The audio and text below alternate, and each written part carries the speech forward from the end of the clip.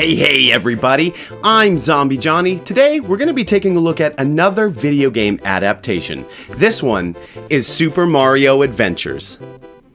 Super Mario Adventures is written by Kentaro Takekuma and illustrated by Charlie Nozawa, also known as Tamakichi Sakura. Super Mario Adventures was originally published from 1992 to 1993 in Nintendo Power Magazine. Super Mario Adventures is loosely based on the 1990 video game Super Mario World. I feel like really only based on it because of the characters. This seems like a situation where they made a story in the universe of Super Mario, but it's not centered around the actual story. I could talk about Super Mario World, but what hasn't already been said? It's considered to be one of the greatest video games of all time and has sold over 20 million copies worldwide. There.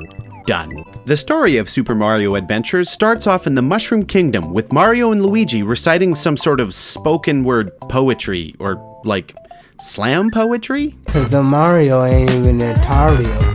You wanna play the Barrio? Anyway, as they speak in rhyme, they make their way to the castle to fix a serious plumbing issue. In the middle of Mario and Luigi fixing the issue, a large green pipe pops out of the ground and a Petey Piranha snaps onto Mario's nose. Then suddenly, hundreds of large green pipes burst out of the ground and one of the toadstools runs to tell Princess of this disastrous news. Every enemy that you could think of starts wreaking havoc on the kingdom. As Mario and Luigi battle their way through the waves of enemies, the big baddie himself, Bowser, shows up. Bowser then, much like Mario and Luigi, starts reciting some sort of rhyming introduction. Is this supposed to be like the rap intro to Super Mario Bros. Super Show?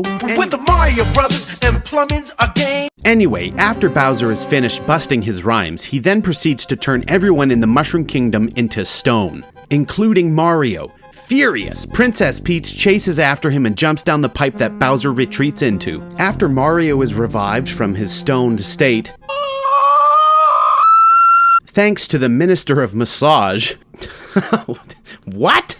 Mario and Luigi plunge into the large green pipe after Princess Peach and Bowser, and our adventure begins. To start things off, the story overall seems to have a lightning fast pace. There isn't much breathing room in the story. It is constantly in a state of motion, almost like the characters never seem to catch a break. Maybe it was written for the short attention spans of children, but for some reason I feel like it's just blindingly fast. Much like the comic and manga adaptations of A Link to the Past, they introduce new characters. In the case of Super Mario Adventures, there is a short little man named Friendly Floyd. He is reoccurring throughout the story of Super Mario Adventures, and I really couldn't find any information on this character. I was really curious about him because I felt like he was based on someone or he was created in reference to something. But it seems that Friendly Floyd was created solely for this comic and hasn't appeared anywhere else since. I think it would be amazing if they brought him back and made him into a playable character in Mario Kart or even Smash Bros. Or one of the other Nintendo spin-off games. Hell, they made a bad box art Mega Man character for Street Fighter X Tekken. Why the heck couldn't they do that for Friendly Floyd?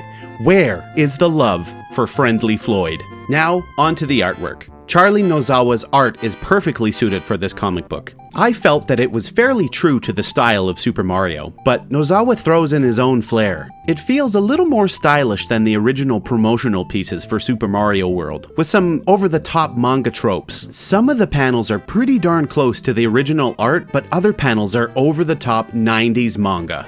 Nozawa throws a lot of cutesy charm into it. It really makes the artwork very light and playful. There is some spectacular coloring work in this series. There is tons of very vibrant colors that really make the pages pop, and it complements the color palette of Super Mario World very well. I can't really tell what coloring techniques Nozawa used, but it seems to be some kind of watercoloring or even possibly a Copic marker or brush marker. Either way, it is probably one of the most vibrantly colored comic books I've ever read.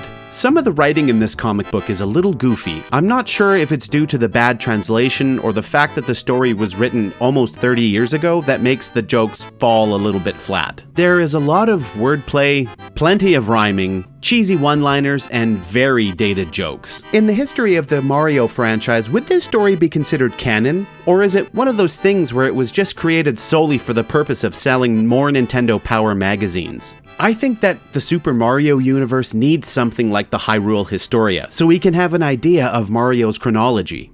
Well, would you look at that?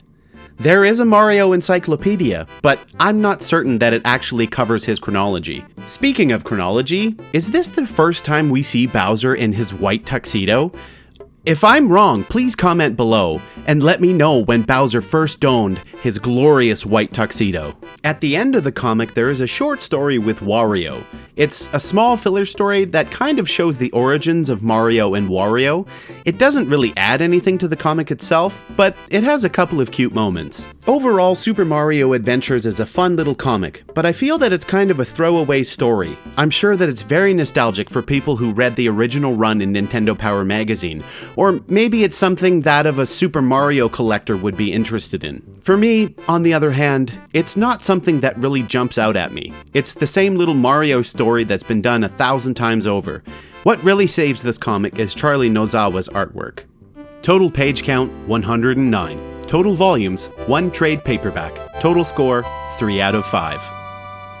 Thank you so much for watching. I had a blast doing this review if you couldn't tell. I kind of threw in a couple of memes there. I just had a ton of fun doing this one.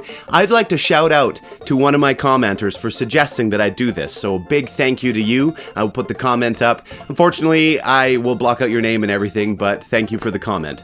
The other thing that I would like to do is while I'm editing my videos is I like to listen to music. So I want to throw a big shout out to Megaran. He produced an album called Black Materia. If you haven't checked it out, I put the link in the description below. It is a Final Fantasy VII themed hip-hop album. It's wonderful. I suggest you check it out. Anyway, thank you so much for watching. Please, if you like the video, hit that like button, and if you want to subscribe, please subscribe. You guys are wonderful. Hope you're staying happy, healthy, and safe. Peace. I'm Captain Lou Albano talking to you about drugs. Kids, don't be afraid to say no. Anyone that asks you to use drugs is not your friend. Drugs can and will kill. Remember, don't be afraid to turn to your priest, your rabbi, your minister, your moms, your dads, your teachers, because drugs can kill. And if you do drugs, you go to hell before you die. Please.